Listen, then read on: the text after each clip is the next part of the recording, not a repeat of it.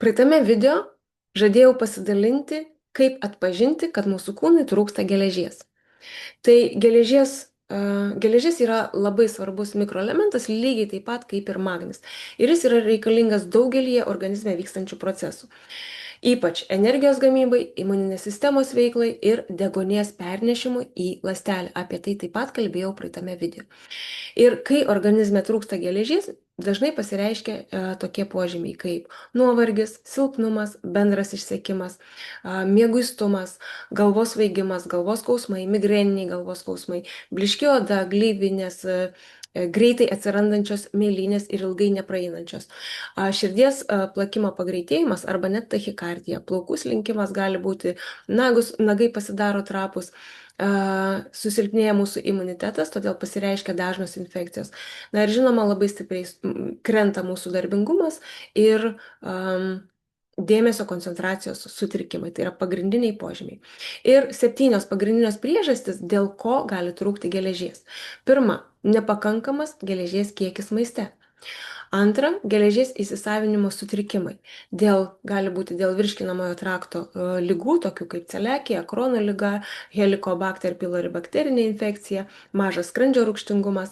Taip pat gali būti, kai mes vartojam maistą, kuris slopina įsisavinimą, tokį kaip kava, stipri kava, daug kavos arba juoda arbata, arba maisto produktai, kuriuose yra ftalatai ir oksalatai. Trečias, padidėjęs geležies poreikis. Tai gali būti nėštumo ir žindymo metu, gali būti paauglystėje, kuomet yra greitas augimas, na ir daug sportuojant. Ketvirta, geležies įsisavinimą gali slopinti tam tikri vaistai. Penkta, kai yra lėtinis kraujo netekimas dėl gausių menstruacijų, dėl esančio kraujavimo vidinio virškinamajame trakte ir dažni kraujo donorystės atvejai. Šešta, dėl lėtinių ligų ir uždegimų organizmas užrakina geležį ir apriboja jos panaudojimą. Na ir 7, įdėmiai klausyk, tai labai svarbu, kai yra sutrikusi feritino sintezė. Feritinas tai yra baltymas, kuriame saugoma geležis.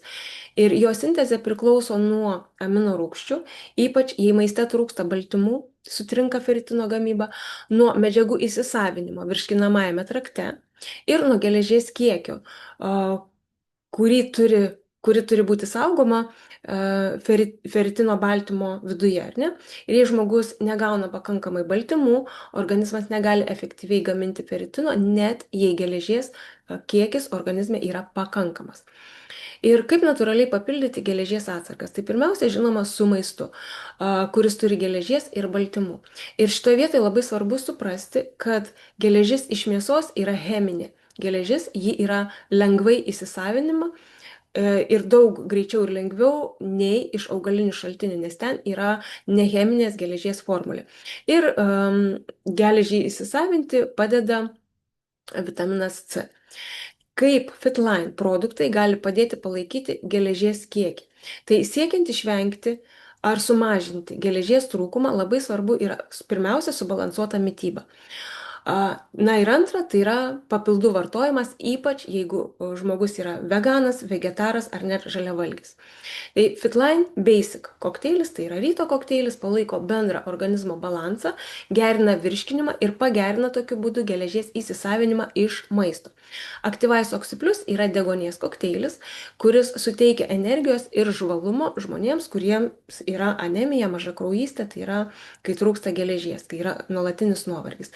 Toliau, sekantis, Fitline Restorate padeda papildyti geležies atsargas su gerai įsisavinama geležies forma, kuri yra organizmo atpažįstama kaip sava ir tuo pačiu yra daug kitų naudingų mineralų ir mikroelementų, kurie veikia sinergiškai.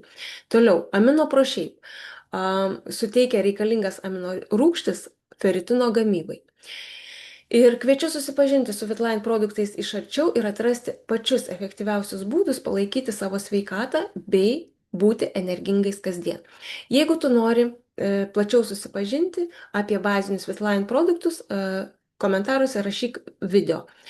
Ir aš tau atsiųsiu video įrašą apie tai. Jei nori sudalyvauti gyvame renginyje, parašyk tiesiog savo miestą ir aš tau atsiųsiu visą reikalingą informaciją. Na, o jei nori tiesiog išgirsti kažko iš manęs, parašyk įdomu ir aš su tavim susisieksiu. Tai iki kitų kartų, būkit sveiki, būkit laimingi, džiaugsmingi ir energingi.